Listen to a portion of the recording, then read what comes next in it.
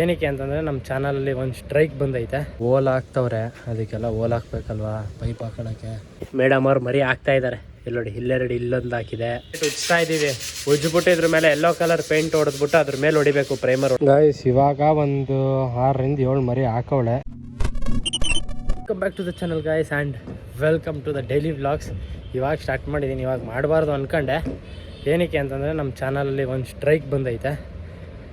ತುಂಬ ಬೇಜಾರಾಗೋಗಿತ್ತು ಅದರಿಂದ.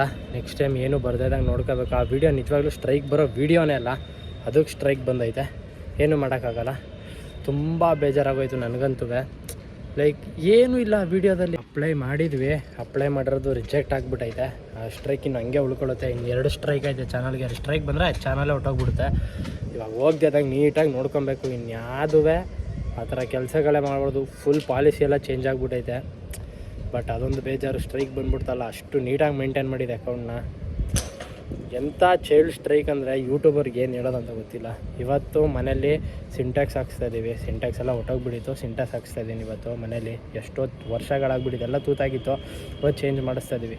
ನಂಬರ್ಗಳೆಲ್ಲ ಬಂದವ್ರೆ. ಈ ಬ್ಲೂ ಸಿಂಟ್ಯಾಕ್ಸೇ ತೆಗ್ದಿದ್ದು. ಈ ವೈಟ್ ಸಿಂಟ್ಯಾಕ್ಸ್ ಹಾಕಿಸ್ತಾ ಇದ್ದೀವಿ ಇವಾಗ ಬಾಡಿಗೆ ಮನೆಯವ್ರಿಗೆ.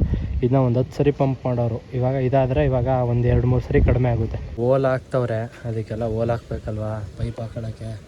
ಎಲ್ಲ ಕಡೆಗೂ ಇವಾಗ ಓಲ್ ಹಾಕ್ತವ್ರೆ. ಇದು ಸ್ಲಿಪ್. ಇದು ಇಷ್ಟು ಐಟಮ್ ಬೇಕಂತ ಇವಾಗ ಇಷ್ಟು ಐಟಮ್ ಹೋಗಿ ಎತ್ಕೊ ಬರೋದ. ಇದು ವಾಟ್ರದು ವಾರಂಟಿ ಕಾರ್ಡು.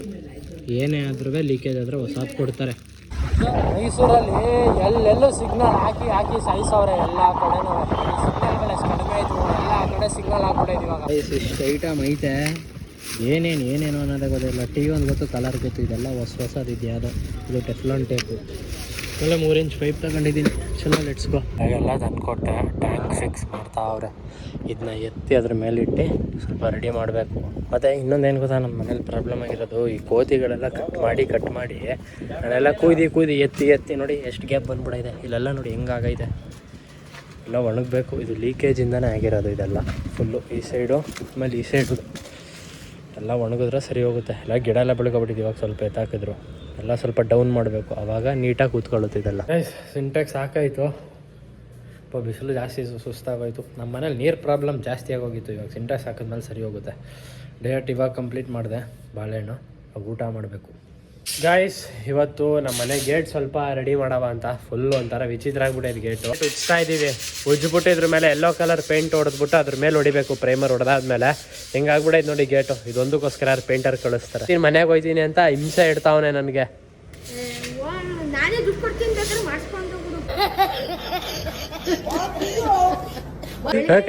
ಅಷ್ಟು ಬೇಜಾರಾಗ್ಬಿಟ್ಟಿದ್ಯಾ?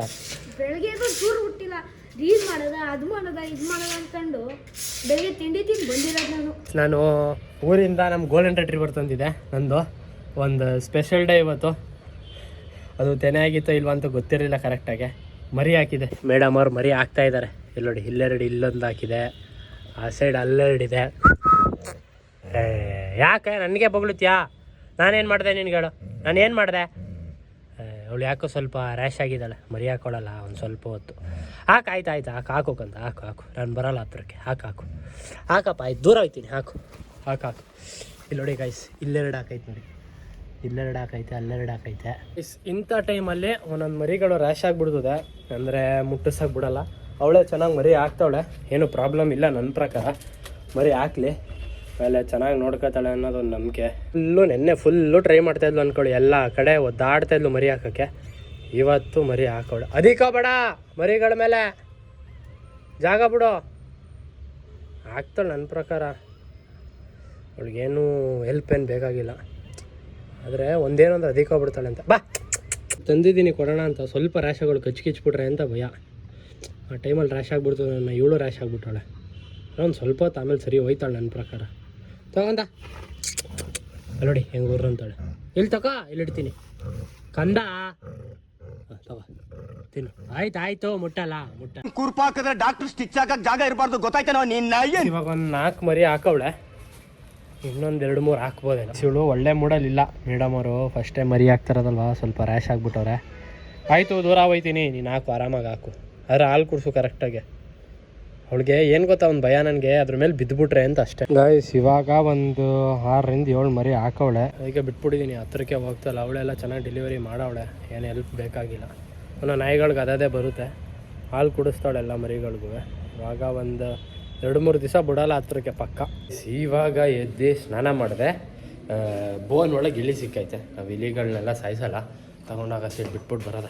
ಬರ್ರಿ ನೋಡಿ, ಇಲ್ಲಿ ಈಚೆ ಬಂದು ಇಲ್ಲಿ ಏಯ್ ಶಿಷ್ಯ, ಬಿಡ್ತೀನಿ ಈಚೆ ಬಿಡ್ತೀನಿ ಇರೋ. ಇವಾಗ ಈಚೆ ಬರಬೇಡ. ಈಚೆ ಅಣ್ಣ ನನ್ನ ಕೈಲಿ ಆಯ್ತಾ ಇಲ್ಲ, ಅಯ್ಯೋ ಅಣ್ಣ ನಾನು ಸತ್ತೋದಂಗೆ ಆಗೋಯ್ತಾ ಇದ್ದೇನೆ.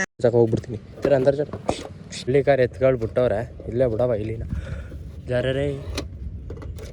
ಟ್ಯಾಂಕ್ ಚಿನ್ನ, ಈ ಪ್ರೀತಿ ಪ್ರೋತ್ಸಾಹ ಬೆಂಬಲ ಹಿಂಗೆ ಇರಲಿ ಚಿನ್ನ, ನಾ ಸಾಯೋವರೆಗೂ ಬರೆಯಲ್ಲ ಚಿನ್ನ.